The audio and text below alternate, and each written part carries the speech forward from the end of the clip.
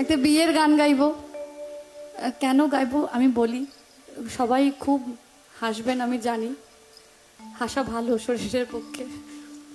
2024-এ গোটা 24 মানে 2024 সাল জুড়ে আমি একটাও বিয়ে বাড়ির নেমন্তন্ন পাইনি।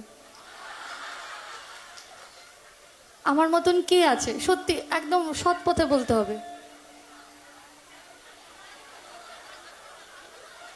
খুব কম। বাকি সবাই খেয়েছেন তো, মানে যারা হাত তুলেছেন তারা হয়তো নেমন্তন্ন পায়নি, আর যারা চুপ করে বসে আছে তারা মোটামুটি 2-3টে করে।